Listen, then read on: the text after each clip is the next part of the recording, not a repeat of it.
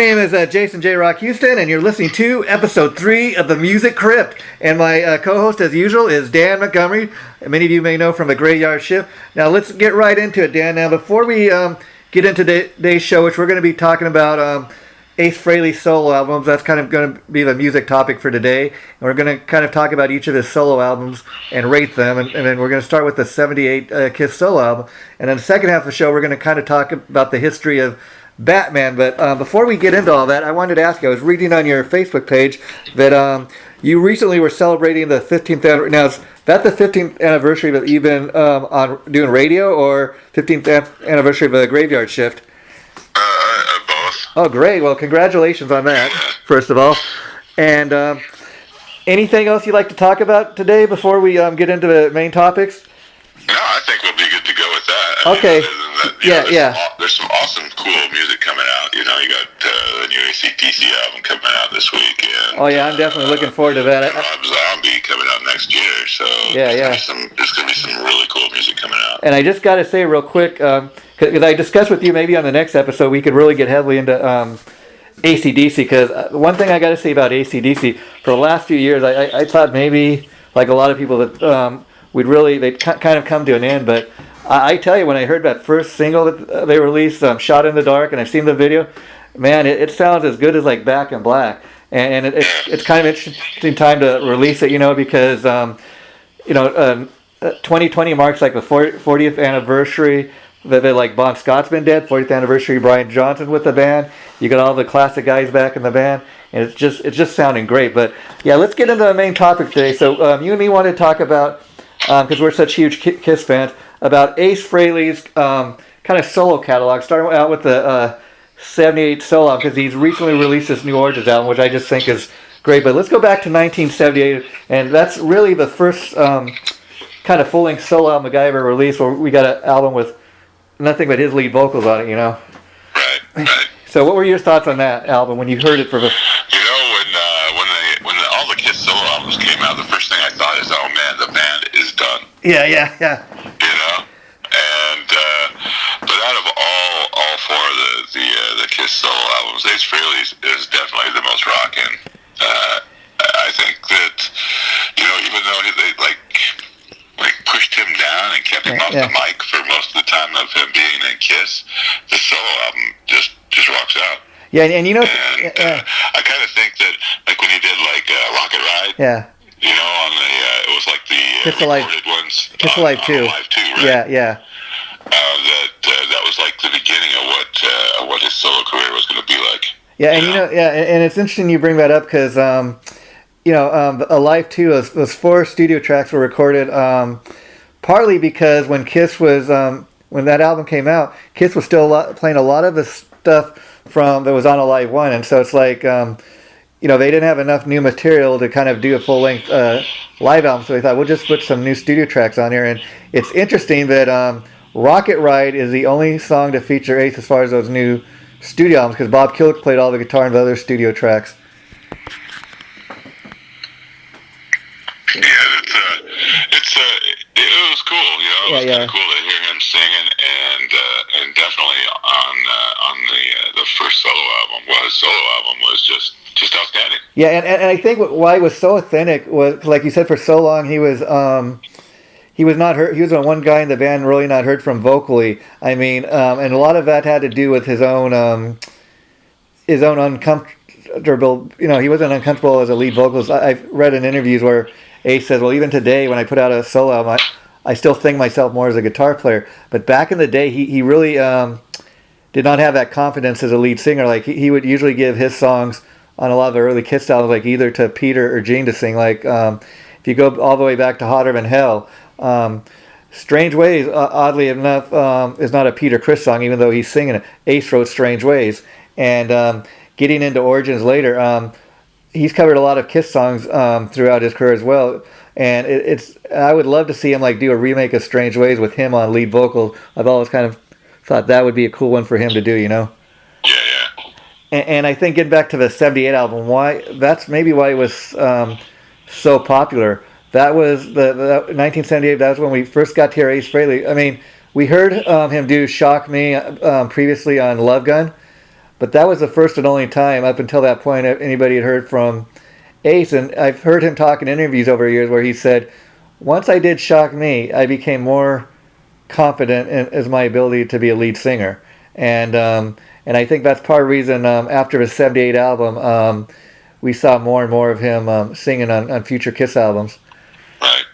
And part of the reason, like you're saying, a lot of people thought when those solo albums were released back in 78, oh, the band must be breaking up. But I've heard over the years that the reason they did those solo albums goes all the way back to when they were filming the movie Kiss Meets the Phantom. All of a sudden, Ace and Peter were like, we're leaving the band, we're going to have solo careers. And Bill Coyne, the manager at the time, had the bright idea, I'll tell you what, we're going to have everybody release their own solo album, but we're going to make it like as a band. We're going to all be kind of dedicated to Kiss. It's going to be packaged as a Kiss album, and let's try to stick together. But after those albums came out, even more so, Peter and Ace started getting the, maybe we should leave Kiss. Maybe we should go and try a solo career. Of course, it'd be a few years later till that ever happened, Right. And so I do think like some of my favorite songs on this 78 album would be obviously New York Groove, and that's I think the point too where Ace started saying what a good job he did like covering other people's artists. I mean songs. Excuse me. Like that was written by a guy named Russ Ballard, who he's known for the band Argent, and he's also the guy that wrote the original version of God Gave Rock and Roll to You, which is actually a song Kiss remade, years later for Revenge. But that because recently I've been reading like reviews of the new Origins 2 album, and people are saying, oh, all Ace does is cover songs, these days. But oddly enough, it's something he's become known for, and I do think he kind of has a knack for picking great songs to cover, Yeah, that, and he gets some excellent musicians to help him out as well. Yeah. I mean, even going back to the 78 album we're talking about right now, I mean, probably besides Ace, kind of the standout musician on that whole album has to be Anton Fig. And I say that because back when the album was released, nobody really knew who Anton Fig was, but he would go on to play on the David Letterman show for years. He's appeared on a lot of not just Ace Frehley albums, but I mean, he's popping up all over the place, and he's still around to this day, And then after the 78 Kiss solo album, while we didn't know it at the time, but like Dynasty and Masked, he's the featured drummer throughout both those albums, Yeah. And so I think that 78 album really is what started. Also, so in regards to the 78 album, where would you rate that? Like, you want to kind of rate these albums? Would you put it number one? I mean, let's maybe do it like a scale of 1 to 5. One being the best. I have to say it's the best so far. Yeah. Because I mean, it showcases his guitar playing that you didn't really get to hear. Yeah. You got to hear his guitar playing in Kiss, but sometimes you're like, is that Paul? Yeah. Or is that Ace? But when he has like Fractured Mirror. Yeah. Oh, yeah. And see, that's another thing. That is some excellent guitar playing. Yeah, and he's got all these different Fractured Mirror instrumentals he's released over years, but that's the album that started that all. And I would say also, I would have to say the other songs I dig on the album besides New York Groove, like Rip It Out. That's just a great rockin' tune. Yeah. And a lot. Out is cool too. Oh yeah, I love. I think it's Snowblind. Speeding Back to My Baby. The whole album is just. You can't go wrong. I kind of, if you're gonna like compare albums, I'd say, if you're gonna compare this, Ace's solo album, it's as good as like Rock and Roll Over. Oh yeah, and probably a big reason for that is the same guy who produced it, Eddie Kramer. Yeah. And it's interesting because Eddie Kramer is kind of while he's worked with Kiss, obviously. He's I think working with Ace Frehley, like he's got his guitar sound. He's got the Ace sound down just as much as he's got the Jimi Hendrix or Kiss sound down. If you know what I mean. Because even which we're going to later be talking about the Frehley's album when that came out years later. That's the man that produced that. And so again he got the Ace sound down in that album, I think. And I think like you're saying when the 78 album came out, it is very interesting because you talk to Kiss fans, and Gene and Paul are known as the two main guys in Kiss. They sing most of the songs, they write most of the songs. Ace wrote a number of songs, but my point is, when you think of Kiss, you think, oh, Gene and Paul, they're the main guys. They sing and write most of the songs. But that album also showed people's, the guy could sing. He's a pretty decent lead singer. He's a decent guitar player, and he can also write songs. And I think once that album came out, not only did fans get to see that, but people got, even Gene and Paul were kind of surprised. Oh wow, Ace's album is selling better than ours. And you know what kind of brought, and then he was kind of like, he just kind of started just doing his albums, right? Yeah. And no one, his fans really knew he was doing anything, right? Yeah. And then Pantera came out, and Daryl starts talking about how much of an idol Ace Frehley is of his. Then all of a sudden, all his stuff starts selling again. And it's also interesting because Ace too. I think he surprised a lot of people, and even Gene and Paul, with just how good of an album he put out. And I think part of the reason is that he was able to go and do his thing. Nobody was like telling him what he could or couldn't do. He wasn't being held back. And it's kind of interesting because by the time 1980 rolls around, Peter Criss is out of the band, but Ace is still in the band. And if you remember at the time, he was kind of pushed up, like obviously, like his importance in the band seemed like it was a lot more, or he's given a lot more freedom. I mean, on Unmasked, for example, he had three songs, which was not usual previously. For Ace having 3 songs on a Kiss album. Right. And even and then even if you go like to The Elder, which is their least popular album, one of the tracks I like the best on there is that song "Dark Light" that Ace does. And it's kind of funny that Ace was telling them, at the time, "Oh, this Elder, this concept album you guys are doing, this sucks." They were recording it in his home studio, from what I understand, and half the time he didn't, he didn't show up to do the session. So it's kind of interesting.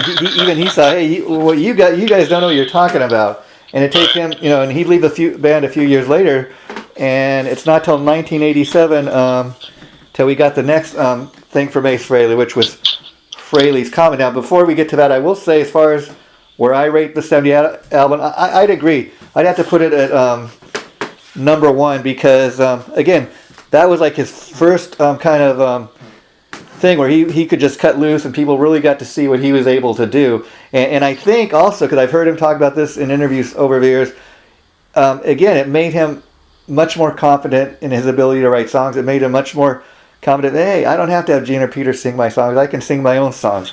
And so I think that's why that album was so important, And now, I guess, okay, so now we move on to Frehley's Comet. What are your thoughts on, first of all, Frehley's Comet, the band, or and the album as a whole? I mean, when you first heard that, what was your thoughts? When I first heard it, the first thing I thought is, I've got to go see this live. Yeah. And luckily I was able to, Yeah. So, I mean, it was outstanding. I really enjoyed the entire album. It was just, kind of like his solo album. Yeah, and because but different, a little different at the same time. And what I liked about, first of all, Ace he'd been out of Kiss for several years at that point. We're talking 1987 when the album was finally released. And as a Kiss fan, I don't know about you, but I heard all these at that time. There's like an underground Kiss Underground where you could get all these bootlegs, or you could even go on YouTube and hear some of his stuff now. But he'd done all these demos that were unreleased, and some of the songs wound up on the album. So I'd heard some of the material, but of course to get that final product. And then I was excited as a Kiss fan. Oh, Ace has been out of Kiss since 1982. We're finally getting something new from him. And then I also remember I loved the first track they released. The video and the single was Rock Soldiers. And that was like, that didn't really necessarily sound like Kiss or anything Ace had ever done. And I thought that was a perfect song to kind of launch his comeback, because if you know anything about the track, it's autobiographical. It's about the car accident he was involved with several years ago on the New York Expressway, and he was drunk driving, all that. And it's kind of got like a little rap part to the song, but yet it's still rock Soldiers. And that's I think what he eventually not just called. He called like his fans. They have a Kiss Army. He had the Rock Soldiers, and I think it was just the perfect song to launch his post Kiss solo career. Yeah, absolutely. And it's and that being the first track that you get to hear, you know. What a rock and return, Yeah, for sure. It was very cool. And then he could have decided I'm going to go in and make an album that sounds nothing but Kiss, but I think he was smart in that he didn't do that because you'd already done the thing with Kiss and you're trying to, he was trying not to be Kiss anymore. And then he was a little Kiss-like because he had Eddie Kramer did a super job of producing the album, and what I dug about Frehley's comment, it was a great band. You had great musicians. I mean, you had Todd Howarth. He was like the second lead vocal. He played guitar. He played keyboards. Anybody knows Todd Howarth? He's also played with Cheap Trick over the years, keyboard player, and he had a song on there called "Something Moved," which Todd does the lead vocals, and "Calling to You," two other great sounding tunes. But it was really a band. It wasn't just kind of like Ace Frehley front and center. Well, Ace did sing the bulk of the stuff, which I think as an Ace fan, that's what we want, And I also dug the track like Into the Night. It was like a ballad because that's what pop was time. But he had a great voice for that. And then there was another song on there called Dolls. I was just going to mention that one. I like that one too. Which he did. If you hear the female vocals, that's his daughter when she was, I think, like 7 or 8 years old at the time. Nice. Interesting, but yeah, that. So overall, I'd have to put that album like maybe at a 2 because I think it's a perfect thing for like Ace's comeback at the time because it'd been like 5 years since he had done anything, on record.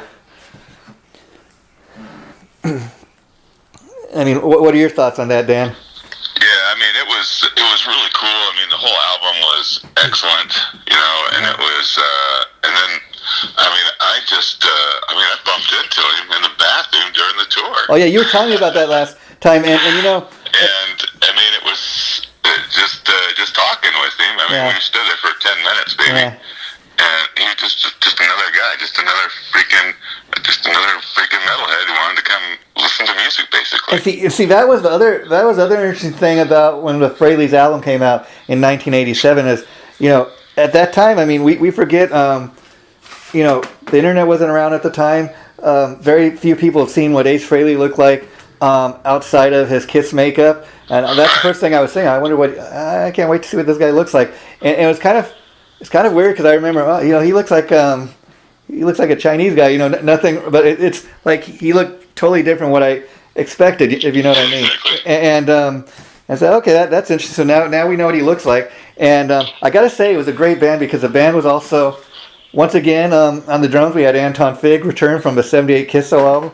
So I think he was the perfect guy at the time to, be the drummer. And then the band was rounded out by John Reagan, who's a great bass player. He's played with everybody from, David Lee Roth and Peter. He's still playing with Peter Frampton, I think, to this day. And so he's a great player. And then, so it was just just an overall great band, I thought. And then now you get to the next Frehley's Comet album. Again, I think the name of the band was fitting because we know him as a Kiss Spaceman, and space is supposed to be his thing. Perfect name. And I love the logo, it's just a great looking logo. And but by the time we get to the second album, which is kind of an interesting album, probably my least favorite, I'd have to say, of all the solo albums, because not necessarily it's a bad album. The songs themselves are really great written songs. I like a lot of the songs on them. The problem is it comes across as a Todd Howard solo album, not an Ace Frehley solo album. And I've talked to Todd about that because there's been a lot of controversy over years. Hey, why is Todd singing on most of the tracks? This is supposed to be an Ace Frehley album. And he told me, he says, he's got a lot of backlash for that, Todd Howard, but he said the reason for that was Ace was so, at the time, still heavily drinking and that, and he said his alcoholism was really out of control. And again, like in the Kiss days, there were a lot of days where Ace wasn't showing up to the studio, or when he did show up, he was in no shape to sing or anything. So it got to the point where the record company was telling him, okay, Todd, we know you're a pretty decent singer, so we're going to just have you're gonna sing on these songs and da da da da. And if you listen to the songs, they're pretty good songs. But Todd Howard told me the other interesting thing is he says people think because I played with keyboards and that went on the road with Cheap Trick that there's kind of more of a pop direction on the second Frehley's album because that's what I was into. But if you listen to if you go like to Todd Howard's website or you type in Todd Howard and go like on YouTube, you'd be surprised that a lot of his solo material from the Todd Howard solo albums that he's put out over the years, it's really like almost hard, full blown on metal. And he says people have this image of me, and it's nothing of what I'm really into. But he says that's interesting. It was more of a pop album, but that was because of me, and I didn't demand that I do all the vocals. It's just that's how it turned out. People tell me, people within the band and the manager, I guess, kind of felt like he saved the album at the time because they got it done, and I guess that was the mission at the time. But that even to this day is the least popular Ace Frehley solo album. And on the drums, I think Anton Fig had left at that point, and they replaced him with a guy named Jamie Oldicker, who used to play with Eric Clapton. Sadly, I think last year Jamie died of cancer. Yeah. So what are you? Have you heard that album? The Second Sighting. When like we were emailing back and forth. Yeah. That was one of them that I just kind of like just brushed along. Yeah. And I think for that very reason. Yeah. Like I listened to a couple minutes of one track. Like, Yeah. And I go to the next one. It was like, Yeah, and a lot of people had that. A lot of the Kiss fans had that same reaction, I think. And again, it's nothing against. If you just listen to it based on is this a good song or not, they're good songs, but they don't sound like Ace Frehley tracks, and that's so I would have to say that's my least favorite. So I maybe there's an EP did in that same year called Live Plus One. Now it's funny that's I think that's got like 4 tracks on there, and that's a much better album. I mean, it's some of the stuff from a Frehley's a couple tracks, and then you get the because like it's got Rip It Out. Yeah. It's got Breakout. Yeah. Something Moved. There you go. And Rocket Ride. Those are all live tracks. Now, of course, you probably know this, but for anybody listening to this, the track Breakout, that's another song that originally appeared on the first Frehley's Comet album from 1987. But that's a track that was written with Eric Carr. Ace and Eric Carr wrote that track, and he included it on the Frehley's Comet album because because he wrote it with Eric. And then sadly, a few years later, Eric would die. But that's why that was included on the first. And I think it looks like the studio track he has on there is called Words Are Not Enough. Yeah, or Words Are Not Enough. Yeah. Yeah, and like I asked myself, why didn't he include that on the first album? I guess you only have so much space on a CD, but to put music. But that was a great. In fact, on the Live Plus One, the Plus One was like my favorite track. But I did like the live tracks because it really showed. It captured his energy live. Yeah. In case people. Yeah, it was cool. I really dig that album. Yeah, and then we get to 1990, which is the third solo release, Trouble Walking. I have to say, at this time, that would probably be my second favorite Ace album compared to the Frehley's Comet because it sounded a lot like that album. And on Trouble Walking, we finally got Peter Criss appearing on the. He did vocals with Ace on the title track. You had some of the guys from Skid Row guesting on the album. Like I love the title track, Trouble Walking. I don't know if you've had a chance to hear that, but I really loved. And again, on this album, he did a great cover of ELO's "Do Ya." He aced it up a lot, but and in fact, I like his version a lot better than the original version. Nice. Have you ever? I don't think I've checked that out. Yeah, you have to check that out. And again, it was one of those times where Ace decides to cover another artist, but he really made the tune his own. He really owned it. It was originally done by the band, I think ELO, which if you know who Jeff Lynne is, he wrote and produced a lot of, and he played with Tom Petty. He's the curly haired guy. I don't know if you know who I'm talking about, but that's a cool track to check out. And then he had great tunes. And then sadly, the band kind of fell apart at that time, and we didn't get another Ace solo album until like 20 years later, which I think the next one was Anomaly. So have you heard much of a Trouble Walking album, Dan? No, I haven't actually. That's a good one. And like I said, the thing with that Trouble Walking album, it's really a great album. I mean, Ace, like we were talking about, he didn't sing a lot of the songs on the second Sighting album, and they got a lot of backlash. So when they went to do the third solo album, Trouble Walking, he had Richie Scarlett back in the band. Todd Howard had left because Todd told me part of the reason, he says, like, okay, with Second Sighting, I did get to sing most of the songs. A lot of them were my songs that I had a hand in writing.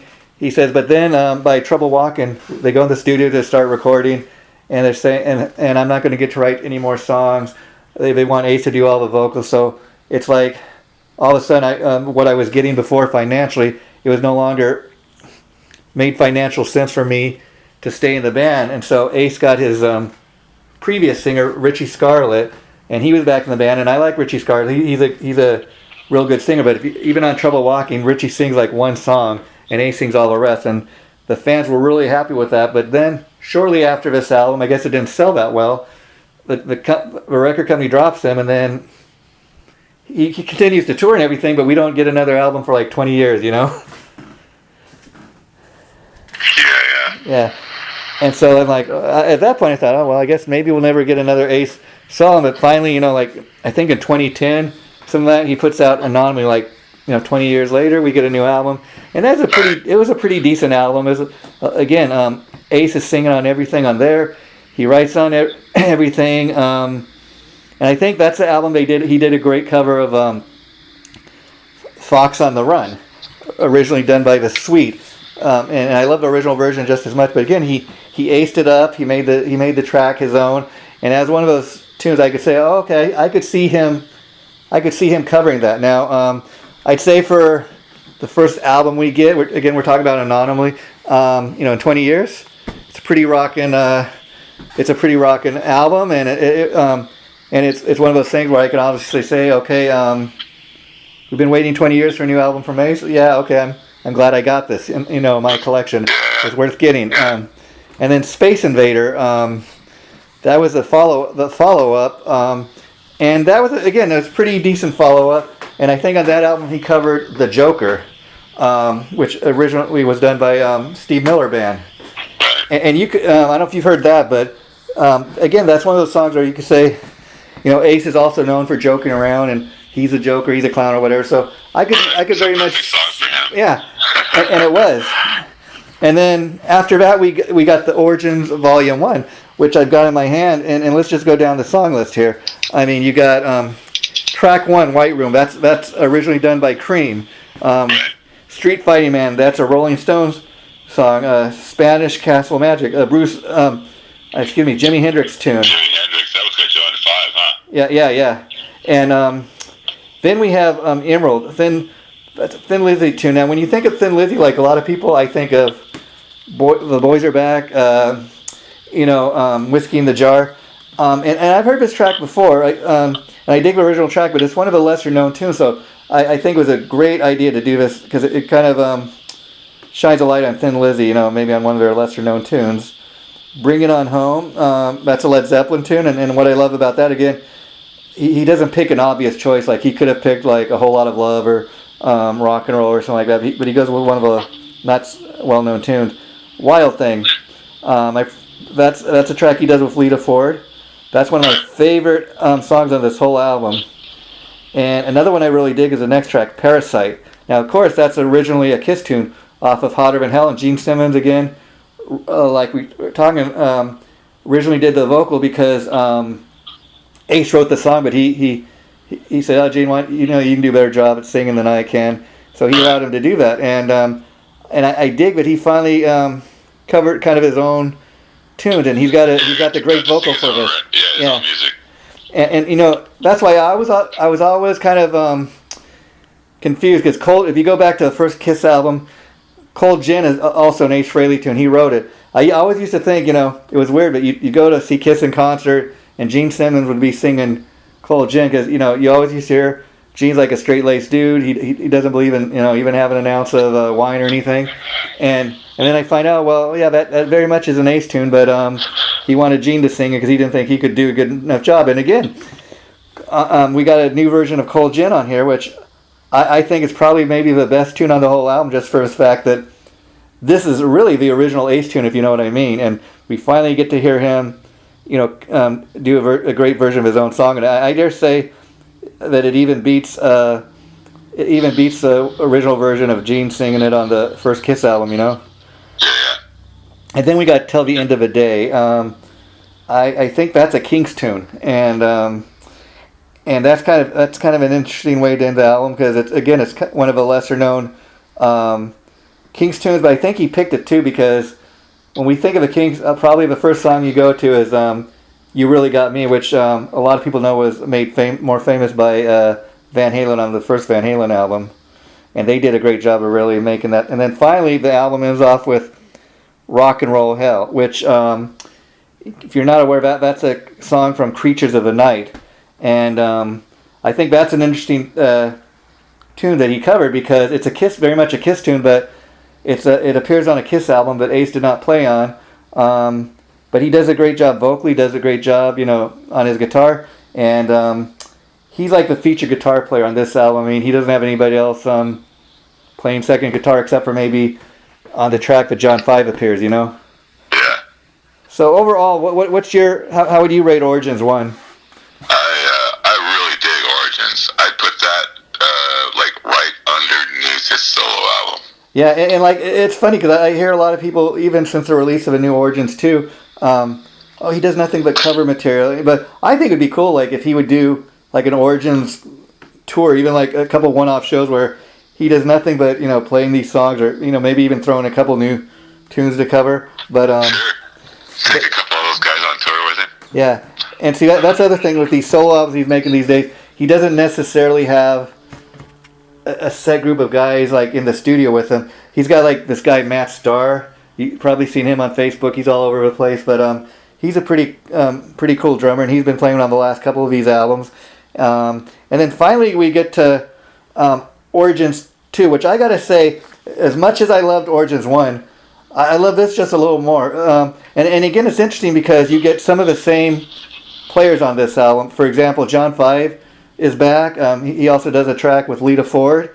And then I heard he was trying to get Peter Criss, but Peter Criss wasn't able to do it this time. Maybe next time. And he's also got Bruce Kulick playing on Manic Depression, which is another Jimi Hendrix track. And also on here, very much like on Origins 1, he does a Kinks song, and he does a Led Zeppelin song, and he does a Rolling Stones song, which the Rolling Stones song is Jumpin' Jack Flash. And I gotta say, that's one of Lita Ford, and it's just a really rocking track. And Politician, that's I think the Cream song again, and that one rocks. Yeah, that one really rocks. One of my favorite tracks. Now Space Truckin', people either love this version or hate it. I kind of dig it because again I think he aced it up. I love it. He kind of threw in the lyric Space Ace Truckin'. He really kind of owns the song with that.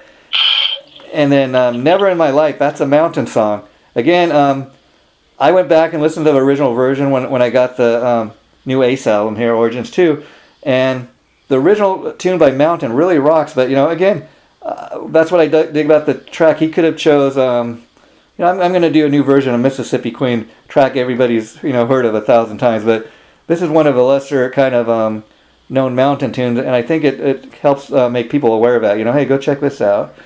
And another great Led Zeppelin tune to kick off the album, Good Times, Bad Times, and you just really can't go wrong with that. I mean, that's just such a great tune, I think, to kick off the album. And Lola, now that's another one of my favorite tracks. It's kind of like a little more poppy, but it's a fun little song. But I tell you, the one I think I told you that really gets me off is 30 Days in the Hole. Yeah.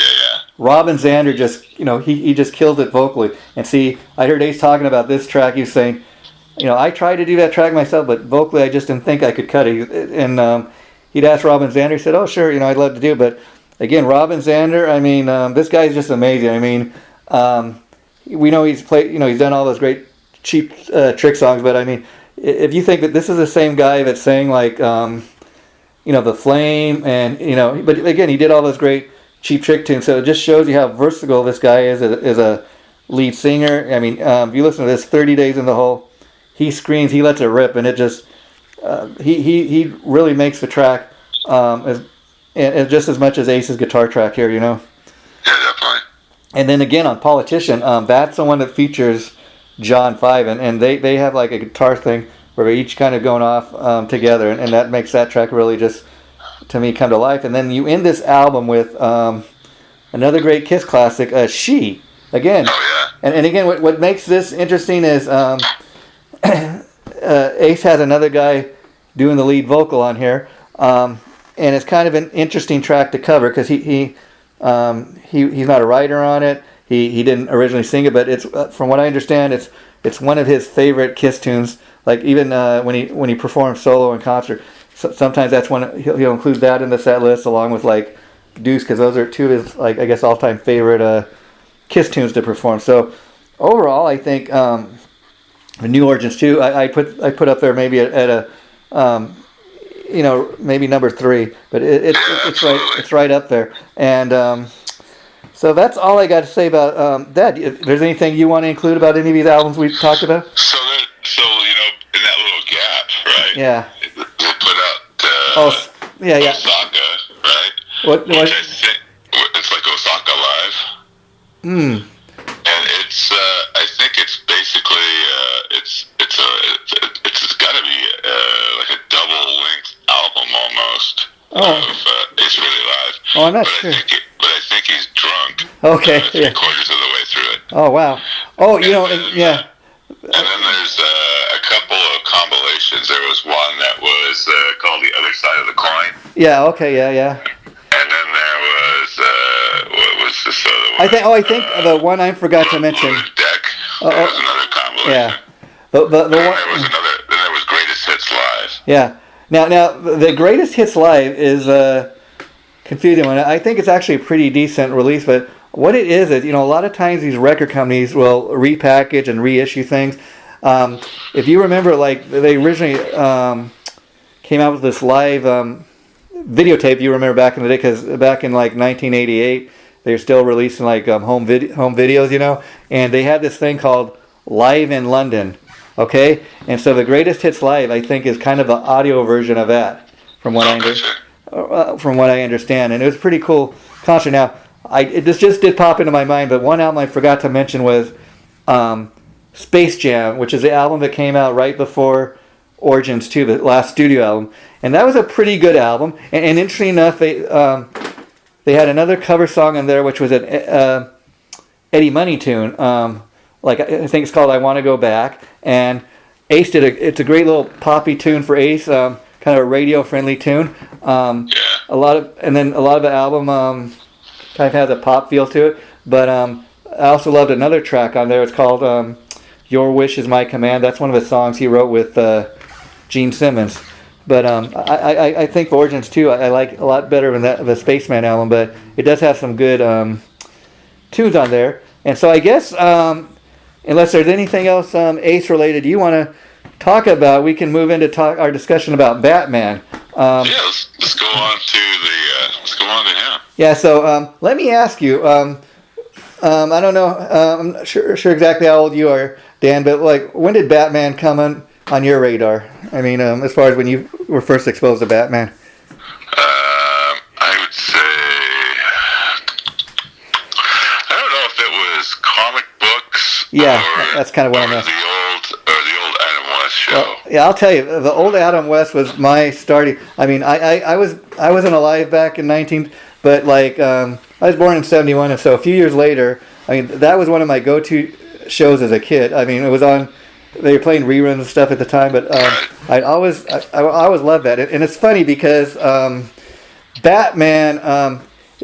What I love about the Adam West series is it's kind of campy, but for the time it was, as a kid, it was pretty cool to see Batman on TV, and I like the fact that Adam West, for the time, he fit that part, and I say he fit the part because that's what he became known for. I mean, And even years after the show was off air, he'd go and do all these conventions right up until, the time he passed away a couple of years back. But that he was kind of, I guess, typecast in a way. But that's what he was known for. And so I think he did a great job of kind of owning that Batman name. Absolutely. But at the same time, it was interesting because you watch that show, it's kind of campy. But I remember thinking at the time, Batman, he seems like such a friendly, cool superhero, and he's got his friend Robin, and it's kind of interesting. Not that I thought this, but I've heard people talk over years.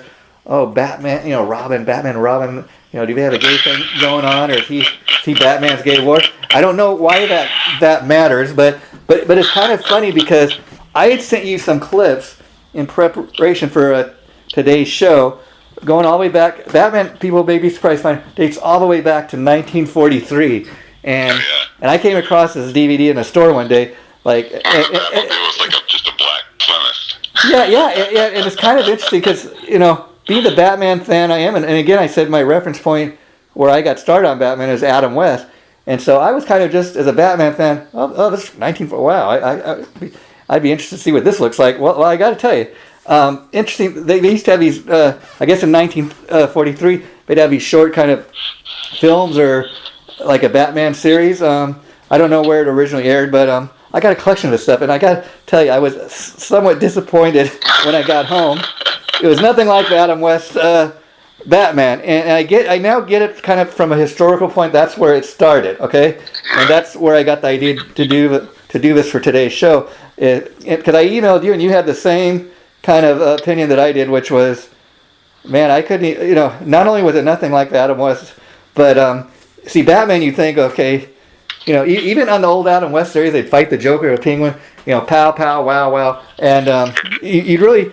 It grabbed your attention. This thing, though, that I kind of I sent you a clip, and you're like, man, it put me to sleep. I could hardly stay awake. And that was my response the very first time. In fact, I still, just because I'm a collector, I still got the DVD, but I got to be honest, I haven't put it back in my DVD player since.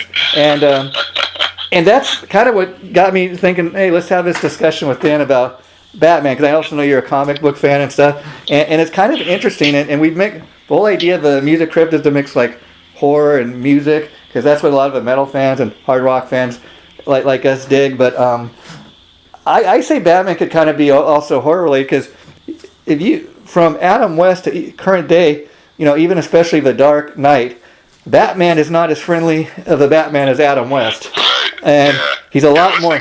Once they got away from the TV series, you got into his dark backstory, and it was like, this guy's just as bad as the bad guys, except he's rich. Yeah, see, and I did not have that thought when growing up watching Adam West as Batman. I thought, he's such a nice millionaire, and then watching the Adam West, you'd also have these thoughts.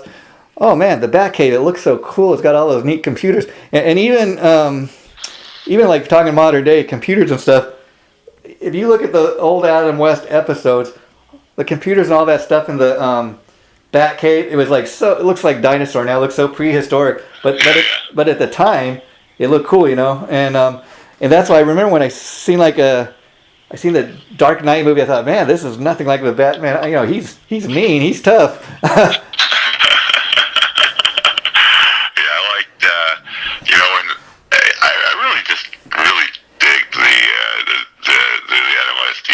Yeah. The villains were just so colorful. I mean, Cesar Romero. And they were all played by movie stars. Yeah, Cesar Romero, I mean, he's the ultimate Joker. I mean, all these years later, you've had all these other cats. They had like a crossover episode one time where the Green Hornet and Kato showed up. Wow. And of course, they weren't getting along. They weren't playing on the same team, so they were like fighting. Yeah. And so, it was the Batman TV series. Yeah. They had it written in the script, right? Yeah. That Robin beats Kato. Wow. Bruce Lee is actually playing Kato on the Batman show. Oh wow. And he says that would never happen, and I'm not going to do that. Yeah. See, like and Batman. So yeah. The most I'll give you is a tie. Yeah, like Batman back in the day had ethics, morals, and that's, in fact. So they wrote that episode out as a tie at the end, at the end of the fight, and it Yeah, I mean, I remember like seeing the Dark Knight movie first time and thought, okay, that's the perfect title, Dark, because this is a dark Batman. You know, I mean, in the comic book and stuff, even you would never have Batman like beating up one of his enemies. Really, I mean, he'd be like, no, that is not the proper thing to do. You know, you know, proper. But like even in the Dark Knight and the later Batman series, like you could kind of see where Robin is like his annoying. Like in the Adam West series, they're more like they're best friends and they look out for each other and they do everything together. But like in the later, you know, versions of Batman, you see where Robin becomes like his annoying little brother. Yeah. Or that little gif that you see where he bat slapping me. Yeah. And then yeah. That's one thing I dug about like when they created Night. You know, we started calling it Nightwing in the comic books. They even made Robin a little darker, or you know. Robin was one that would like do hasty things without thinking and hey, what are you doing? What are you doing? And Batman tried to teach him the right way, you know. But yeah, but that's an interesting thing is like because I grew up like you with the Adam West Batman, and that was kind of my reference point. Like in some of these later movies, they're dark, and I gotta admit I like all the Batman movies. There's not any of them I don't like except for the ones you're talking about, like from 1943 or 1949. It just did not grab my attention, to be honest. I could not stay awake. It's like, man, this is nothing like the Batman I grew up on, you know? It was just boring. And that's, I guess, why eventually they decided, okay, well, maybe like by 1966, Adam West was the guy. He was perfect for that. And it's kind of interesting because we're talking about Batman goes all the way back to 1943, but who is remembered as the most authentic Batman to this day? Adam West. Exactly. Those other guys, it's like... I don't even know their name. I had to look it up to tell you who it was, you know, when I sent you the clip. But that's just the, you know, that's just the point. And then it's interesting if you watch some of the animated versions, like I got this other collection. It's called, you know, the Batman. I forget, but it's an animated Batman version from the '70s with Batman and Robin, and they look like the classic Adam West and Burt Ward. Batman and Robin, but just animated. That was a cool cartoon. Yeah, and they had this little monkey-like looking creature called I forget what it was called, but it was just a different take. But that was very interesting because I had no doubt that was Batman and Robin because it looked just like the Adam West and Burt Ward version, you know. Yeah. But that was a cool one, and I got a collection of that. And then they have like, of course, the later animated series. They used to be on like the WB. Yeah. That was an awesome. That's just a really awesome series. Yeah. Now let me ask you. They've also had all these great like Batman movies to start with. You know, they had the two with Michael Keaton doing the role of Bruce Wayne and Batman. I thought he did a pretty decent role. I guess I don't know if he wanted more money, but then they got like Val Kilmer. He did an all right job. My question is, why do you think they've had so much trouble in doing these movies, like getting somebody that's... You know, it seems like every time you see like somebody is going to be a Batman, right, something goes wrong. Yeah, almost like the Superman curse, you know? I mean... You know, but like with Batman, you know, it's like, all right, well, you know, he signed on for a 3-movie deal, and a movie later he's gone. Yeah, I thought Ben Affleck did they were just starting to like make another Batman. Yeah. Oh, yeah. And that guy bolted. Well, from what I understand, okay, like they were filming, and then I heard he got the coronavirus, so they had to shut down production. I don't know if he ever got over it, but that's the story they were telling. And then, you know, if you go back to the movie with you know, Batman versus Superman, I think Ben Affleck did a great job, but I don't know if he wanted more money to continue because he was going to do 3 movies. That he was going to step out of the Batman role and be the director. Oh, maybe, because I did hear. But then they kicked him off of the job. Oh. And brought in some other guy who did like some really horrible superhero movie. I can't remember which one it was. Yeah.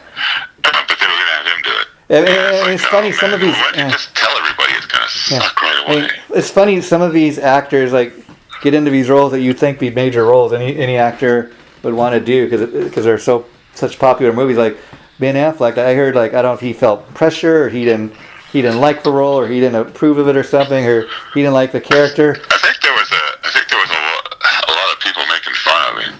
Oh, see, what an idiot. Yeah. You know, he was a really cool Batman because he played it like, Yeah. you know, he played it like it was raining every day. Yeah. You know. And then like with each different actor, of course, the costume kind of changes a little. I mean, what do you think about that? I mean, do you think they should like stick with one kind of costume, or do you think they should modify it each time? You know, the costume changes with the Batmobile. Yeah. You know. Yeah. You know, each costume has a new Batmobile. Yeah. But and I gotta say, the original Batmobile. The original Batmobile, as cheesy as it is, it's still the most badass Batmobile Oh, yeah. they ever had. And part of the reason for that is not just because that's what you grew up on, but because it's the original, if you know what I mean. Everything else that came after, even as cool, it may look like 10 times cooler, but it's not the original, and they're trying to make what was once so great even better, and it's hard to do that. Yeah, no, like you get into that one where who was who was playing Batman? Christian Bale? Oh yeah, that was for Where he had that 6-wheel drive freaking monstrosity that he called the Batmobile. Yeah. I mean, that's just not right. And then I think in the Christian, it's interesting because in in the comics, not this has any, it's just kind of interesting because again, your reference point is what you grew up on, but like I remember watching the old Adam West, and like the old guy that played Alfred in that, he had white hair, and that's again, when I think of Alfred, that's kind of my image of him. And like they got Morgan Freeman to play Alfred. I'm like, he doesn't really look like Alfred, but okay. Right. Yeah. But Alfred turned into be more of a spy. Yeah. Than just a butler like he was. Yeah, but then, yeah. But even at the even in the Adam West one, he knew what was up. He would help. He would go and get in trouble and help. Capture the Penguin or the Joker or whatever. So he wasn't scared. And then what's your thought? Like you must have watched as a kid, like me, like Justice League, the animated series. And I bring that up because Batman's in that. If you watch that, like you think like Batman and Wonder Woman and Superman, Aquaman, they're all friends. They're all best friends and they get along and everything. But then, like even you watch Batman versus Superman, it's really dark for a comic book movie, And there's scenes there where Superman and Batman are fighting. I'm like, oh man, that's not what I grew up on. Batman, Batman's being mean to Superman. Right. Yeah. Yeah, it's kind of weird. It's like I don't know. It's like they took like the darkness that was like Gotham. Yeah. Like from Tim Burton. Yeah. I mean, and just stayed with that. Just dark, kind of gloomy, almost always rainy at night. So it's always raining at night. Yeah. I mean, it's almost like it's Seattle or something. I mean, I like I said again, I like that movie, Batman versus, but it is dark when you consider like if that's your reference point, Justice League, like the animated series, What are your thoughts like on comic book movies like that when they go make big budget movies? They get a little dark and creative. Do you think they should stick within the original concept, or do you like it when they make it darker? Well, they kind of went with like I guess like Batman's origin on the darkness part of it, Yeah, which is and I guess that just kind of maybe was I don't know. Yeah, which is cool. It's cool they did that, but maybe they could try to figure a way to like divide it out a little, so it's not like the whole movie drags you down and wishes you, wants you to just jump in front of a car. Yeah. I mean, even Aquaman, they made. Want to do it like the Gotham stuff, because that place is just nasty. Even Aquaman, they made kind of dark, in the movie, but yeah, it seems like that's the way DC went. They went like the opposite of Marvel.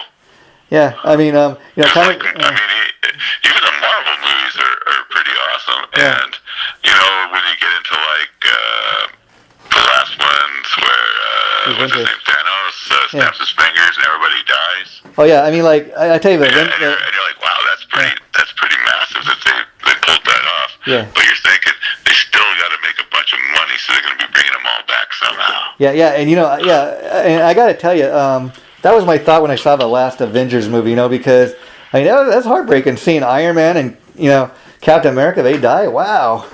And then it's kind of interesting because then when I saw the last Avengers movie, you have Captain America dies or disappears, and Iron Man's finally he's dead, he's met his end, and then you have like the guy who played the Black Panther, and you're thinking, okay, maybe he's going to be more heavily featured in the in the next movie. Sadly not, and that's what I'm interested in.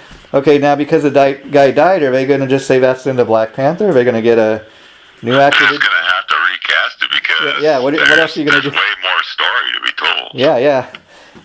And I gotta say, Black Panther, it was an amazing movie because they took like one of the lesser known comic book characters and really blew him up to life. They could do something like like in the end of the first one where he was fighting. What was he fighting, his brother or something? Yeah. Yeah, they could have it. They could have that guy take it over. Yeah, and then I want to ask you, Dan. Like he snuck up in the middle of the night, cut his throat, took his ring. And then I was curious your thoughts on this. One of the things I struggle with a lot of these Batman movies, as good as they are, is because I grew up on Adam West Batman. Well, I know that's not the only reference point. Things got advanced. It's kind of interesting that a lot of the movies they choose not to feature Robin. Now, do you think Batman and Robin should be more featured together, or do you think Batman is better off on his... The last movie that I can remember that had Batman and Robin in it. Yeah, the first... Which was, did it have like George Clooney as Batman? Yeah, that's the one. I think it was Batman and Robin Forever or something, or Batman Forever or something. And so I watched it one time, and I'm like, I should probably check that out again sometime. Yeah. And this is back in the VHS days. Yeah. Take me back. And so, I don't know, it was like a sleeping pill on a VHS tape for me. I could not stay awake. I could not keep my eyes open. Okay. It was, for me, it was just boring. I guess that's the best. I didn't think the movie was very good. I think I kind of agree. And I mean, I think what they need to do is kind of rock it up. If you're going to have Robin, make him a little more harder edge, kind of like in the comic books, maybe like even more Nightwing-ish. Yeah. Or, that would be a cool movie, like even, a Nightwing movie, which I heard they were thinking of doing. Now I got to ask, what did you think, like even back in the old Adam West Batman days, of putting Batman together like romantically with Catwoman? I thought that was a cool story. Yeah. And Catwoman was hot back then. Oh yeah.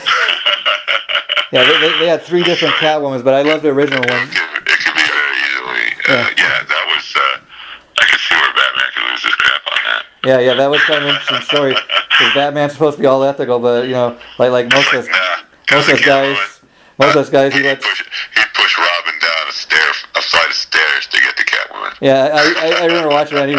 Even Robin's like, "No, Batman, you got to watch what you're doing. Don't be taken in." But, yeah, I was all And then when they when they started having Batgirl in the episodes, I was like, why did they get Batman and Batgirl together? But then it's kind of like, no, that's the commissioner's annoying little daughter. But I was interested. I don't know if you've ever seen. There's a cartoon called The Killing Joke, an animated cartoon, and it's kind of. I guess this is one of the more popular stories in the comic book. Till I saw this film, I never realized. In this movie, The Killing Joke, you see like where the Joker shoots Barbara Gordon, who is AKA Batgirl, and she becomes paralyzed and ends up in a wheelchair. I'm like, wow, that is really dark for. But then I did some research. I found that's an actual story, Death in a Family. Yeah, definitely. I mean that was. That is an awesome story. Yeah, and then because they've been like all the Robins. Oh yeah. Every Bat person. Yeah. That's there, and Joker gets them pretty much all. Yeah. Now, who's your favorite character? I mean, I went between the Joker and the Penguin, but I gotta say, the Joker is probably my all-time favorite. Yeah, I like the Joker and I like the Penguin, and those are probably my 2 favorite. The Riddler was cool. Yeah. He was cooler back in the Adam West days. Oh yeah. See, like Jim Carrey, even when I seen Jim Carrey do a Riddler, he did an all right job. But again, like I agree with you. The guy who did the Adam West Batman, he was much better. Or that's my reference point. So comparing him to Jim Carrey, because just visually looking at him, he didn't even look like the guy. Right. And I guess the only thing that's just really odd about Batman is that he didn't have any superpowers. Oh yeah. See, it's funny you say that because all he had was his utility belt. What's your superpower? I'm rich. Yeah, or even his utility belt. His utility belt and all those little Bataram things, his little tools. Yeah. So he's super smart, and he's got he's got all those big computers there helping him design stuff. Yeah. And, it was just super high tech. Yeah, and I got to say, what I remember most about the old Adam West show, I used to love the way it ended. Like, okay, see you the same bat day, same bat time. Same bat channel. Yeah.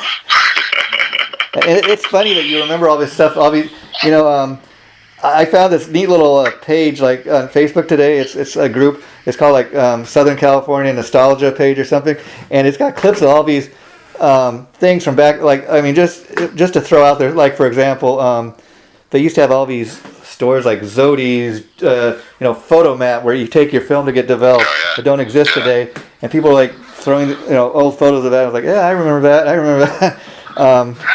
But it's just a trip. And last thing I want to ask you, since you're such a fan of the Joker, now I got to say, it's hard for me to say, but ultimately I say the top two Jokers got to be Cesar Romero. He's number one. And then I say Joaquin Phoenix did a pretty decent job. But I think it's interesting because like even going back to Cesar Romero as my reference point and all the even in some of the animated series, if you look at the Joker in these animated versions of Batman, he looks almost identical to the Cesar Romero version. But what they did was interesting with Joaquin Phoenix. They made, because like when I think of Joker, I think of that fabulous laugh, the clown prince of jokes, But Joaquin Phoenix, they gave him an actual kind of, like you said, an origin story. They kind of went back and they made him more of a psycho, if you know what I mean.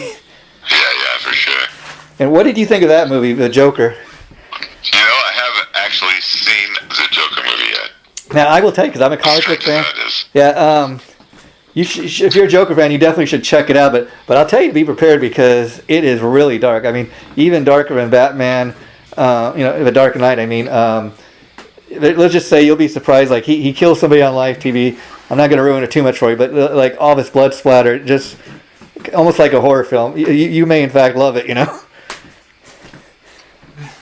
Yeah, I'll have to check it out. Yeah, and you can get on DVD or but it's cool. So I really dug talking to you today, Dan, about all this. Is there anything else you can think before you wrap it up for the day?